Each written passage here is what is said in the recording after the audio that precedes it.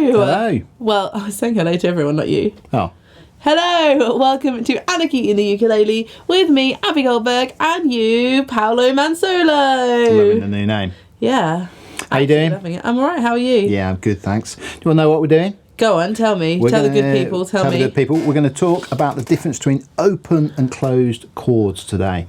So this is a peas toots. Yeah, peas toots, and it's slightly advanced because when you start the ukulele, you play what we call open chords, where you're not barring. Okay, so a closed chord is where you've got all 4 strings covered. Okay, so what we're going to do, we're going to look at just 4 open chords to begin with. Then we're going to look at how we make them closed chords, what the difference is, and what you can do with closed chords that you can't do with open chords. Okay, because effectively any chord on a ukulele can be played in numerous places.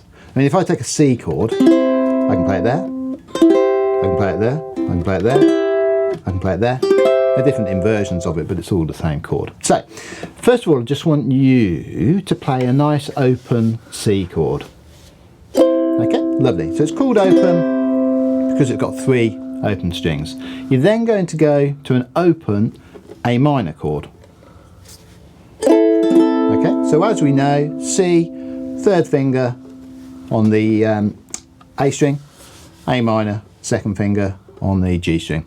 We're then going to do an F, still an open chord because we've got 2 open strings.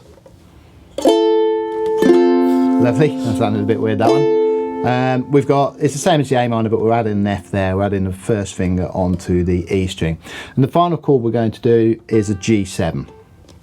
Okay, lovely, G7. So these chords are open, they ring out. So they, as I strum that chord, it will ring out until it runs out of, well, effectively kinetic energy. Wow, look at you. It's like a science lesson. Depends a little bit on your ukulele. A ukulele, this is a very expensive ukulele, it will ring out for a long while. So let's both play a C chord after 3 and see whose rings for the longest. 1, 2, 3. You weren't even in time. Well, I wasn't sure if you were going on 4, which is what normal people would do.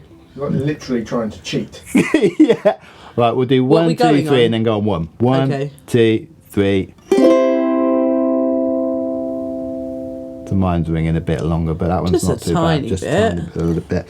What I want you to do now... I mean, they're both made by the same people, so... Oh yeah, that's true.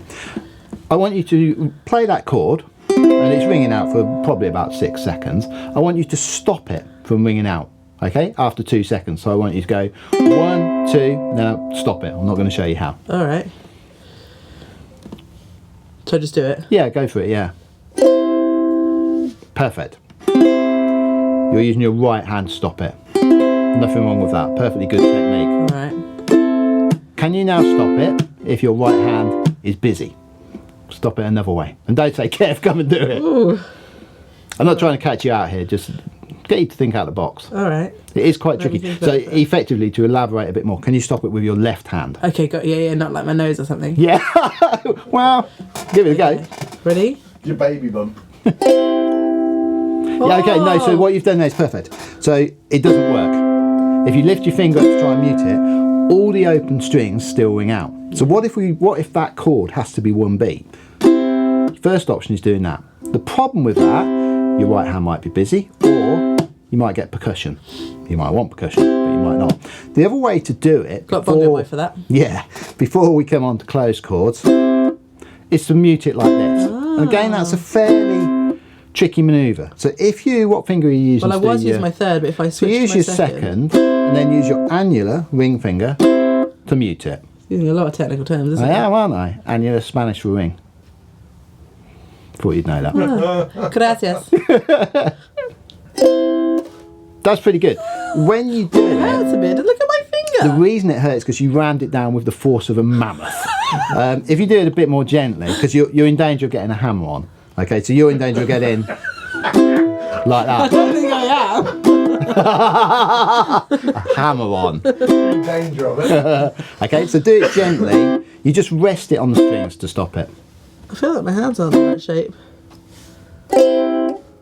You gain power of the mammoth. So gently, that's it. Okay, so if we've got an open chord,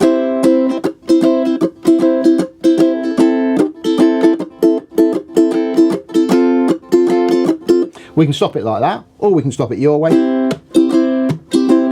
Park life. It's a bit, isn't it? So this is where we come to closed chords. With a closed chord, I can automatically control how long I want it to be. Give me a number between 1 and 4. Don't go for 3.5 wanted to say or something. 7. I knew, that's why I claused it with 1 to 2. 4. Okay, so here it is ringing out for 4 beats. 1, 2, 3, 4. I can stop it on 2. 1, 2. Ooh. By taking the pressure off. The knack to it is when you take the pressure off, keep your fingers on, because that's what's muting it. If my hand comes off completely, I'll actually get an A minor 7 and it will still ring out.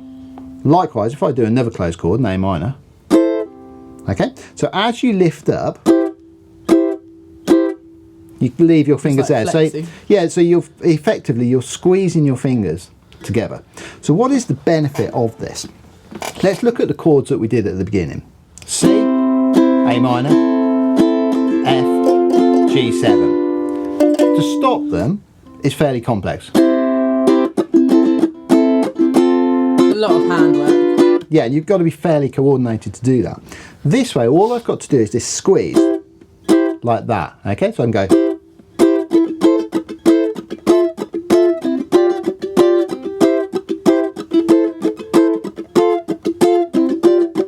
So any chord that you can play open, you can play closed. And you can have a lot more control. I can determine whether I want that to be 4 beats, 2, 3, 4, or 2, 1, 2.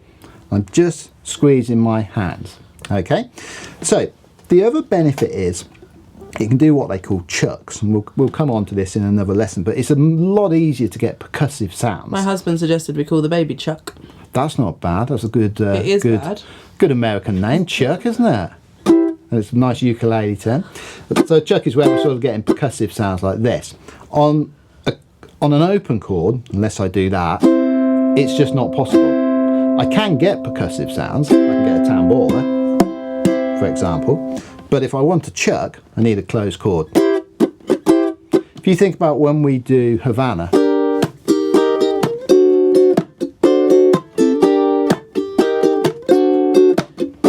we're getting those chucks. But from your right hand. But from my right hand, yeah, okay. So we can get these nice percussive sounds. Chuck isn't the only one. You can get a nice sort of washboard sound.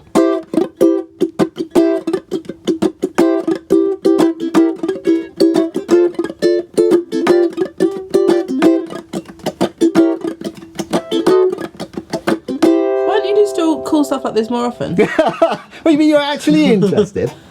The other thing, if we look at going from a C, okay, to a D, which is quite a tricky manoeuvre there. Got to move all my fingers. The only way I can do it is this way. If I'm using closed chords, I can do what we call a chromatic movement, where I can go from a C to a C sharp to a D.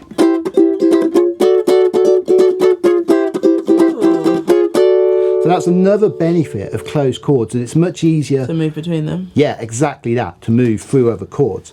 So any closed chord is a movable chord. So if I think about it, let's have a look at a C. Okay, I want you to move that up one and see what happens. Okay, now move it up one. Oh, up one, sorry. Yeah. Sounds awful. Oh, it does. Yeah, because really to do it, you've got to put a barre behind it. Or a bar, as you would call it.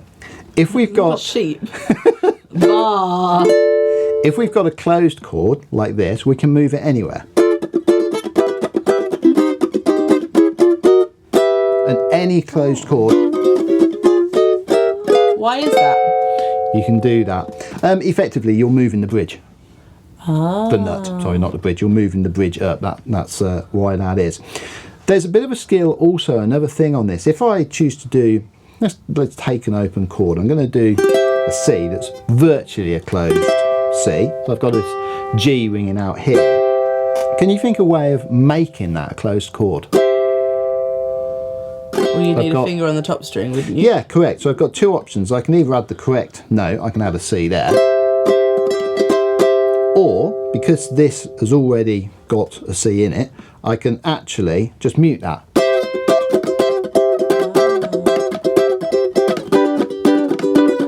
So likewise, when I'm playing a G, because there's already a G in it, there, that just happens to have the root note twice, I can mute that chord, that note.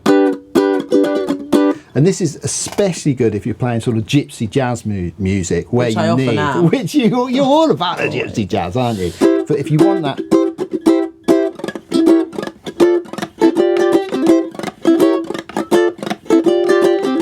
it's really good for that. It's also, there's so many benefits to doing them, but a great thing to do when you first play a song. For example, we were playing Don't Look Back in Anger. So we were going,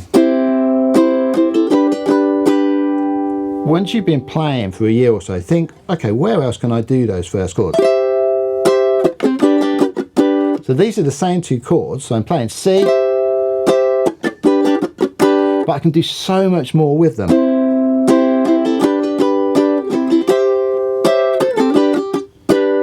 Yeah. You can get so much more percussive sounds, and it's just a great way to learn the fretboard. The best one to start with really is C, because you can just move it up and down. Up and down. And as you move up and down, you're just going up the alphabet. You've got sharps and flats in between, but effectively, if I start here, we're going B flat, B, C, C sharp, D, D sharp, E, F, F sharp, G. Do you just know where to put your fingers, or do you like run them up it? Do I run them As in, up like, it? do you know when you're in the next? Well, interestingly, a lot of people, when I'm teaching people, they say, I really want to know what that note is. And they're so interested in learning all the notes on the fretboard.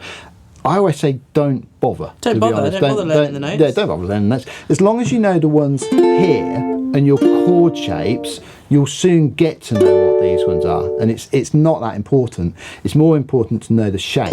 So if you know this shape, you know that's a C. Once you learn that, to move it is really, really good practice. And it also, as you go up the fretboard, the other thing that happens is, well, can you tell me what's happening to these frets? They're getting narrower, Paolo. They're getting closer together indeed. So as your hand goes up, it's slowly squeezing together slightly. And that's really good practice for getting the different spacing as well. So if you get a chance, just try and learn the C chord. Let's go through a closed C. You've got two options. Me and Kev have talked about this. You can bar the whole thing, but personally I prefer to just bar the two. Okay? So you're going to put a bar, your first finger's going to cover two notes, a C and a G. Okay? We'll do sort of more on barres another day, but your second finger's going on the 4th fret there, and your third finger on there. So you've got two C's in that Quite note. dexterous fingers, haven't you? Yeah. Years of playing, you see. Oh, I find that quite hard. And it is difficult to begin with. to keep my finger on that bottom one. Yeah. What you got to try and do is just bring your elbow out a bit. That's it. Maybe not that much. I've also got quite a large You've got, baby yeah, thumb. you're fighting certain things. But once you've mastered that, What's going on? that's it.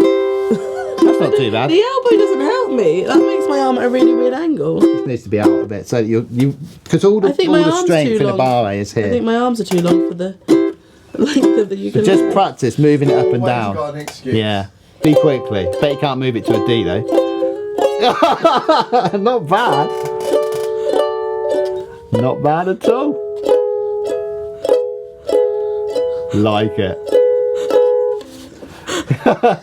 So that's the difference between open and closed chords. Give it a go. Thank you very much for listening. Thank you for watching. Please don't forget to like, subscribe and ring the bell and let us know how you get on with closed chords. Bye. Bye bye now.